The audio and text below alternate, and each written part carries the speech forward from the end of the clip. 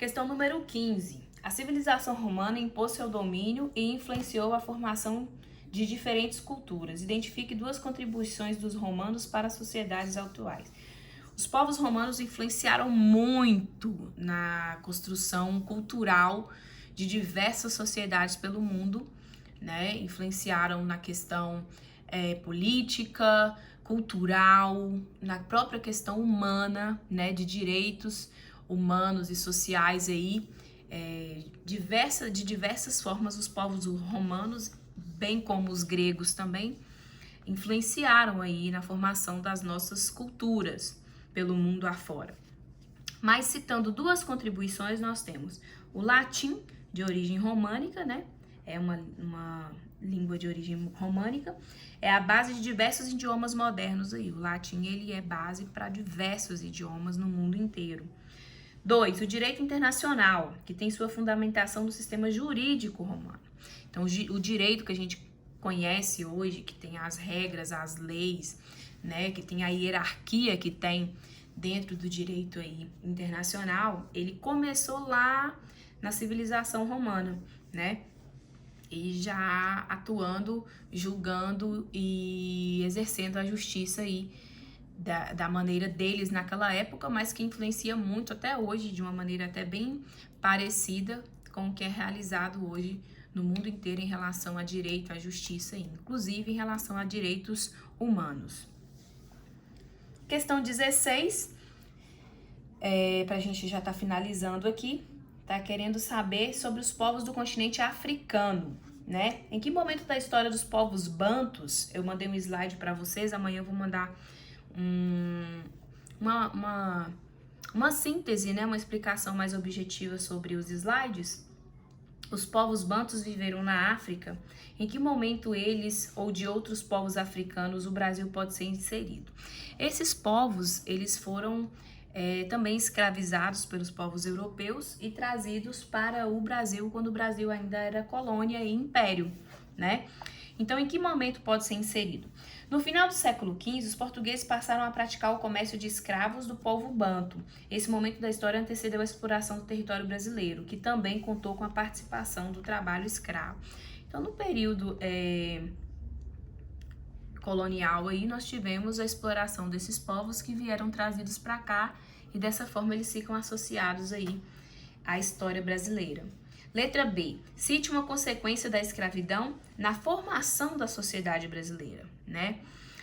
Consequência nós vamos olhar pelo lado negativo, né?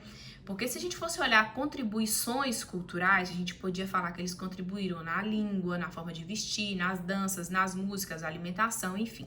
Mas o que a questão está querendo são consequências ou pontos negativos dessa escravidão para a nossa sociedade até os dias de hoje.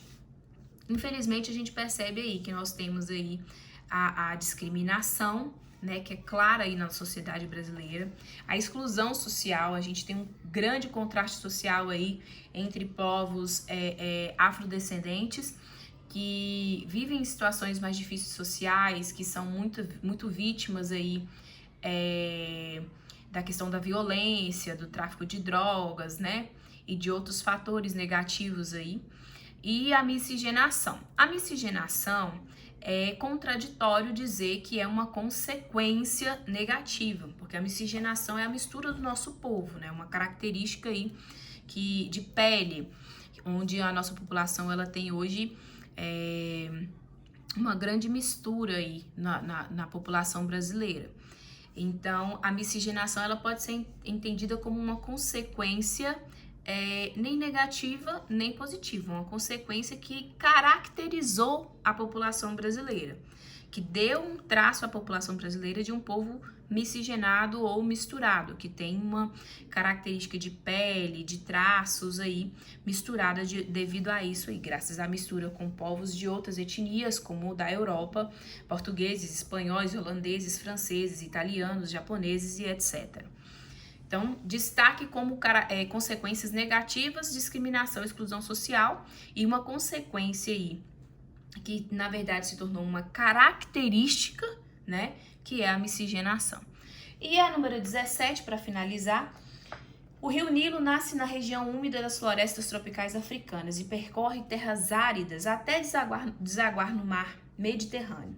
Pesquisem um pouquinho sobre o rio Nilo, que vocês vão entender como é interessante a formação desse rio, porque ele nasce numa região úmida, mas ele passa por uma área muito seca. Então, devido a isso, em alguns períodos do ano, ele sofre aí algumas secas, né? Mas mesmo assim não é um rio que morre, é um rio que sempre ressurge ali. Descreva a importância desse rio para a agricultura egípcia, né? Fundamental para a agricultura egípcia.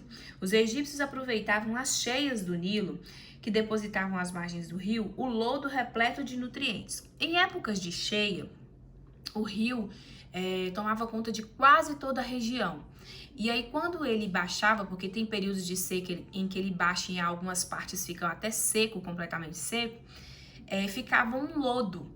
E esse lodo ele era repleto de nutrientes que aderia ao solo, tornando o solo bem mais fértil do que ele era quando não havia essas cheias ali. Então, garantia a fertilidade do solo. E dessa forma, eles produziam muitas coisas ali naquelas terras, e foi uma região riquíssima aí no princípio dos tempos, uma das civilizações mais ricas e bem organizadas, né, principalmente na África, e que caracterizou aí, né, a participação dos egípcios na história, né, como povos aí que marcaram graças aos seus feitos e principalmente com relação à agricultura.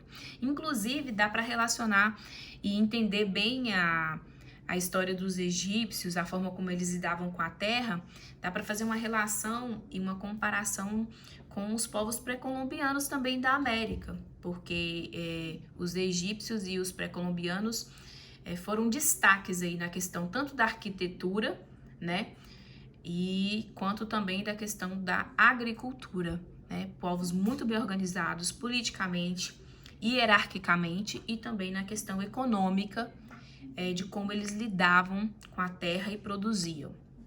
É isso daí, é isso que nós temos de correção. Espero que tenha ajudado vocês bastante, que também tenha ajudado a entender a matéria.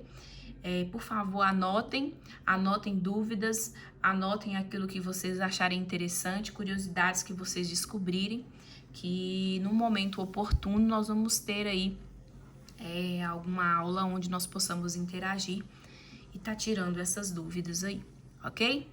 Muito obrigada, que Deus abençoe.